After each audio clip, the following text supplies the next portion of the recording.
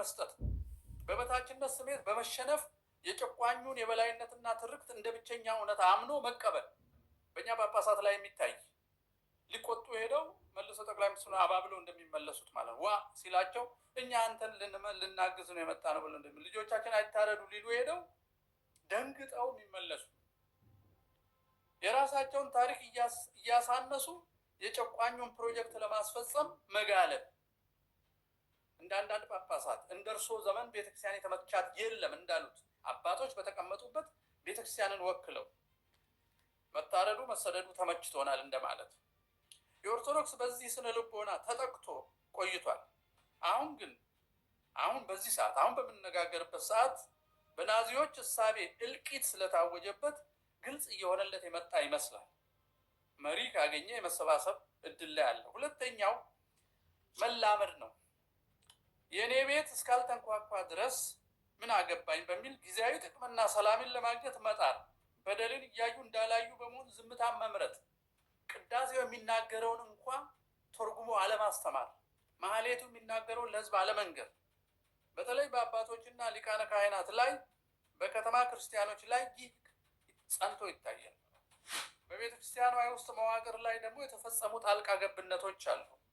ወያኔ ወደ ስልጣን ሲመጣ ፓትሪያርክ በማባረር ለፖለቲካው የሚሆኑ ሌላ ፓትሪያርክ በመሾም አስተዳደሮቹን በሙሉ የደብር አስተዳደሮችን የገዳማትን በምልስ ወታደር የነበሩ የሰለጠኑ ነገር ግን ደግሞ የቤተ ክርስቲያንን ቅዳሴ ውዳሴ የሚችሉ የማያምኑ ፖለቲከኞችን ልብስ ካባ ማሳመር የሚያውቁ ግን እምነት የሌላቸውን መዘመር የሚችሉ ግን የማያምኑትን መንበረ ሰላማም መንበረ ኢትዮጵያም መጥተው የትም የሚዘምሩ የማያምኑ ሰዎችን አምጥቶ ሰገሰጋቸው። የቤተ ክርስቲያንን ሀብት መዝረፍ ስልታዊ ዘመቻ ተደረገ። ምክንያቱም ምልስ ወታደሮቹን በየቤተ ክርስቲያኑ ተመደቡ።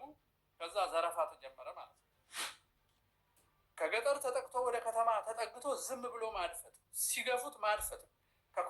ከኮፈሌ ተፈናቅሎ ሻሸመኔ ሰፈረ። ሻሸመኔ ሲመቱት ዱከም ሰፈረ። እንዲህ ያለ ከተማ ይገባል እንጂ በአንድነት ተነስቶ ችግርን አይጋፈጥም። ይሄ መላመድ ነው። በመጨረሻው ግና ጤናማው መቃወም ነው፣ ስርዓቱን መጋፈጥ። አሁን የሚያስፈልገን እሱ ነው። በጭቆና ስርዓቱ ላይ በማመፅ ማንነትን፣ እኩልነትና መብትን ለማስከበር በግልጽና በተደራጀ መንገድ ቆርጦ መነሳት ነው። የትውልድ ህልውናን ማስቀደሚያ ብቸኛው መንገድ ይህ ነው። ይህ አሁን ይጀመራል ብለን ተስፋ እናደርጋለን። ተፈጥሯዊ ግዴታም ስለሆነ አባቶች ይደርሱልኛል፣ መንግስት ፍትህ ይሰጠኛል፣ ዓለም ይሰማኛል የሚል በሙሉ በ38 ዓመት ተፈትኖ ሶስቱም እንደማይሰራ ተረጋግጧል። እንዳውም በታረንበት በሬ ተሸልመው አዘናግተው ሰላም ሊሰፍን ነው አይዟችሁ ብለው የሚመለሱ የተኩላ እረኞች ታይተዋል።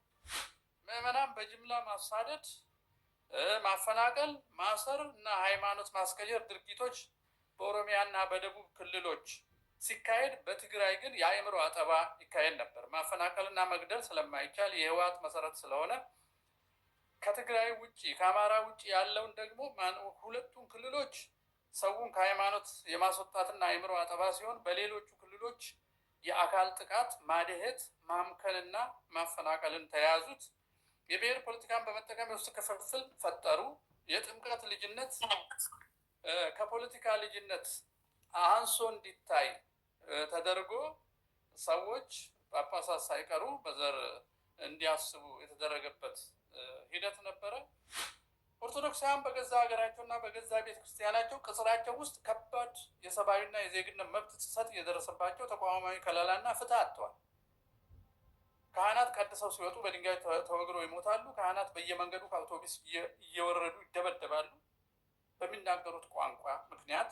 በተቃራኒው በቁጥራቸው አነስተኛ የሆኑት የእምነት ተከታዮች ከህዝብ ስብጥራቸው እጅግ በላቀ ሁኔታ የሀገሪቷን ስልጣን ተከፋፍለዋል፣ ግፍ ፈጻሚዎች ሆነዋል።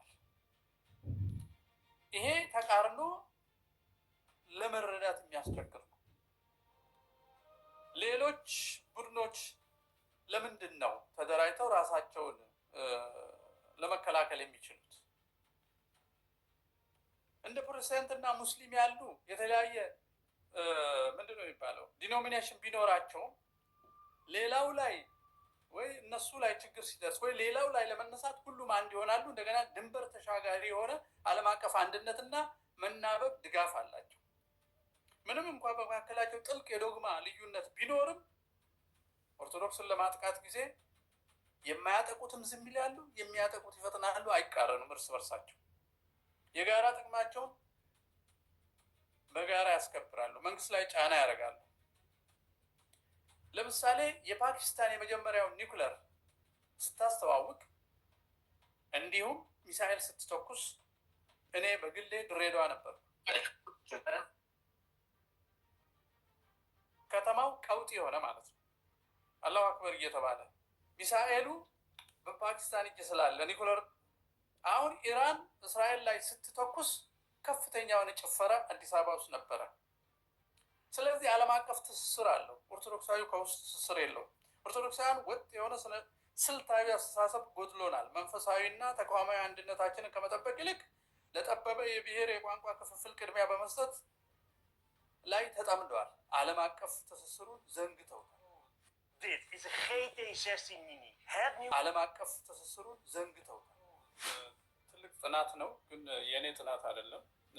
በዚህ ህይወት ውስጥ ያለፈ ቤተሰቦቹ መከራ የተቀበሉ እና ከዛሬ 5 ዓመት ጀምሮ ከሻሸመኔ ጭፍጨፋ ቀደም ብሎ በነሳዊሮስ የተጀመረው ጭፍጨፋ በፊት የነበረው ጭፍጨፋ ጀምሮ ጥናት ሲያካሄድ የነበረ በዛ ምክንያት በመላው ኢትዮጵያ የሚካሄደውን እልቂት በሙያ የጥናት ሙያም ስላለው በሙያ በካርታ ሲያጠና የኖረ ሰው ነው። ለዚህ ቦታ ተገኝቶ ፊቱን አሳይቶ ድምፁን አሰምቶ እንዳያቀርብ ቤተሰቦቹ አደጋ ውስጥ የሚገኙ ናቸው። በዛ ምክንያት እኔ እንደሱ አድርጌ ማቅረብ አልችልም።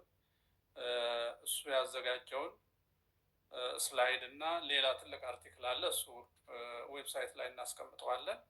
ሞአ ዩኤስኤ ዌብሳይት ላይ ይቀመጣል። አሁን ግን እሱ ወደ አቀረበው ሄዳለሁ። ምንድነው ርዕሱ? የህልውና አደጋ መፍትሄ አቅጣጫዎች፣ የኢትዮጵያ ኦርቶዶክስ ተዋሕዶ ቤተክርስቲያን ተግዳሮቶችና የመውጫ መንገዶች ነው የሚለው። ይዘቱ 3 ክፍሎች አሉት። የመጀመሪያው ጸረ ኦርቶዶክስ አመለካከትና ታሪካዊ ጥቃቶች ላለፉት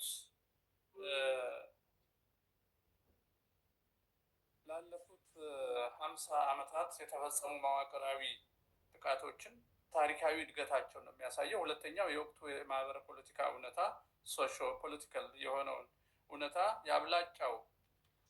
አብላጫ ህዝብ ሆኖ ኦርቶዶክስ ግን ተጠቂ የሚሆንበትን ተቃርኖ እና የኦርቶዶክስን ውስጣዊና ውጫዊ ድክመቶች በአጭሩ ያስገነዝበንና በሶስተኛው ክፍል ስትራቴጂካዊ የሆኑ መፍትሄዎችን ለኢትዮጵያ ክርስቲያኖች ብቻ ሳይሆን እንደ ሰው ህሊና ለተረፈላቸው ኢትዮጵያኖች ሁሉ ጥሪ ያደርጋል እና እነዛን የመፍትሄ ሀሳቦች አቅርቦ ይደመድማል ማለት ነው። ወደ መጀመሪያው ክፍል ስንሄድ የጸረ ኦርቶዶክስ አስተሳሰብ የተጀመረው እንግዲህ ቀደም ሲል ቅድም መምህር ዘመድኩን አልፎንዞ ማንዴዝን አንስቷል። ቀደም ሲል በፖርቹጋሎችም በሌሎቹም እንደተጀመረ እናውቃለን። ግን ከቅርብ ጊዜ ወዲህ የተደራጀውና በእኛ ዘመን አሁን ያለው እልቂት ድረስ ተያያዥነት ያለው ዝግመተ ለውጥ ወይንም ለውጣዊ ሂደት ያመጣው የ1960ዎቹ እስከ 1980 ያለው ቤተክርስቲያን በጽንፈኛ ማርክሲስቶች እና ሌኒስቶች ልሂቃን የጥቃት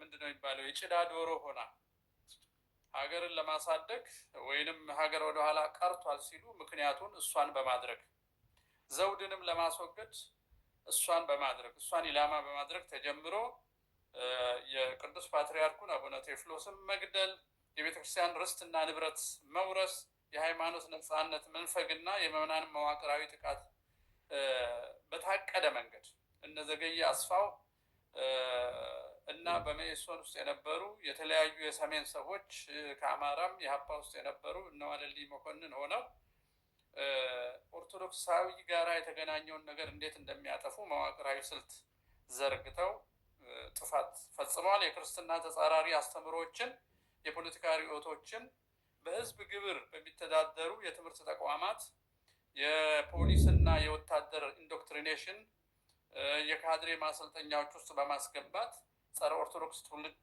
መፍጠር፣ ኦርቶዶክሳውያን ሊቃውንትና ምሁራንን ከአገር ወሳኝ የሆኑ ውይይቶች፣ የስልጣን እርከኖች እና አስተሳሰቦች ውጪ ማድረግ መዋቅራዊ ጥቃቱን ጀመሩ ማለት ነው። ከ1983 እስከ 20 እስካሁን እስካለንበት ድረስ ደግሞ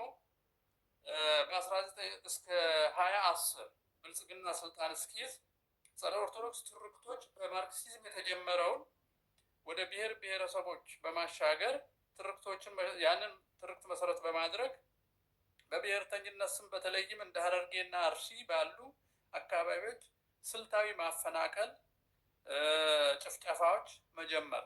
ይሄ ጭፍጨፋ በእርግጥ በ1967 አካባቢ ዚያድ ባሬ ኢትዮጵያን ሲወር ሀረርጌን፣ ባሌን እና አርሲን ከቦረና በጉጂ በኩል ቦረናም አካባቢ በኦርቶዶክሳውያን ላይ በቀጥታ በመካሄዱ ታቦታትና ምዕመናን ከገጠር ወደ ከተማ ተሰብስበው ቆይተዋል።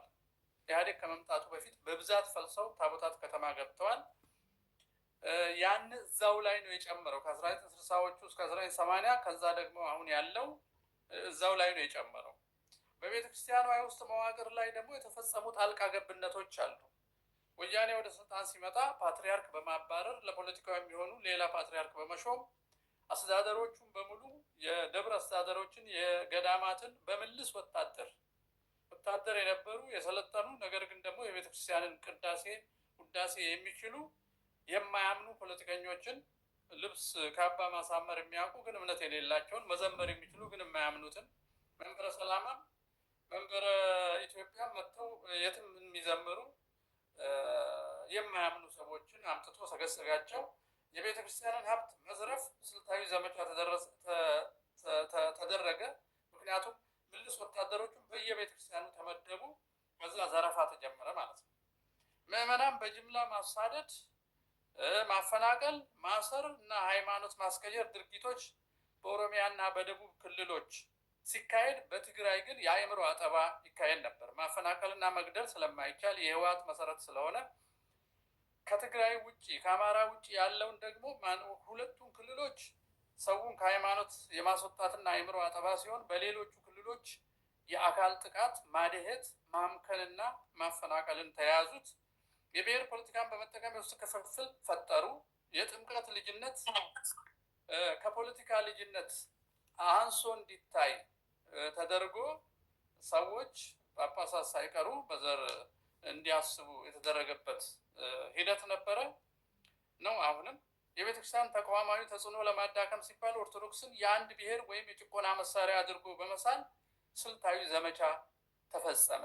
ግድያ ለመፈጸም ነፍጠኛ አማራ ነው የሚባለው ኦርቶዶክስን ነው። ግን የምንም ብሔር ቢሆን ኦርቶዶክስ ከሆነ ኢትዮጵያዊ መንፈስ ካለው ነባር ታሪክ የሚቀበል ከሆነ ነባር ትውፊት ለመኖር ፈቃድ ካለው ኢትዮጵያዊነትን የሚያሻግር ከመሰላቸው ያ ነፍጠኛ ነው። ኦርቶዶክስ ከሆነ ማንም ሰው ይጠፋል። ይሄን አደረጉ። በመንግስት ምሪት በየጫካው ጳጳሳት እስከ መሾም ወሊሶን ማስታወስ እንችላለን። የተሾሙት መንበር እንዲገለብጡ ወታደር አዞ በአንድ ቀን 50 ክርስቲያን ከ4000 በላይ ሰው ማሰርና እንዲሰደድ ማድረግ ተችሏል። በዚህ መንግስት የተወገዘ ወንበዴ በትግራይ፣ በአማራ፣ በወለጋ እንዲሰማራ መንግስት ፈቅዷል። ቅባቶች ተወግዘዋል። ግን የኦርቶዶክስን ገዳማትና ህዝብ እንዲወርሱ መንግስት ፈቅዷል። የትግራይ መንበረ ህወሓት ተወግዟል። ነገር ግን የትግራይን ኦርቶዶክስ ህዝብ እንዲያታልልና ያለ ክህነት እንዲጫወትበት ፈቅዷል። የመንግስት ፈንታ ድርሻ አልተወጣም። ክህነት አልባ አባቶችን አሰማርቷል። ይሄ እንግዲህ የብልጽግና ዘመን እያደረገ ያለው ነው። የኦህዴድ ብልጽግና አገዛዝ የሚል ርዕስ አለው። እሱ ህወሓት ዘመን ካበቃ በኋላ በኦነግ ርዕዮተ ዓለም ተጠምቀው ሂትለራዊ ጭካኔን ተላብሰው ወደ ስልጣን የመጡት የኦህዴድ መሪዎች ወደ ስልጣን ከመጡ በኋላ ጸረ ኦርቶዶክስ ዘመቻቸውን ከ2010 በፊት ዓመተ ምህረት በፊት ያለውን እጥፍ አድርገው መዋቅራዊ አድርገው ግልጽ አድርገው ጫካ ላሉትም ለመዋቅሩም ፈቅደው በኦሮሚያ ክልላዊ መንግስት የጸጥታ ቢሮ የሚመራ አፈናቃይ፣ ገዳይ፣ የሚያደህይና የሚሰውር፣ የሚያስርና የሚያስወግድ ከማንኛውም ስልጣን የሚያጸዳ ስርዓት ዘረጉ ማለት ነው። እያንዳንዱ የኦሮሚያ ዞን፣ ወረዳ እና ቀበሌ ወደ ኦሽዊትስ ተቀይሮ የኦርቶዶክሳውያንና የአማራ ተወላጆች መታረጃ እንዲሆን የደረገበት ሁኔታ በታሪክ ላይ ሰፍኗል። ሊደበቅ አይችልም፣ ሊሰረዝ አይችልም።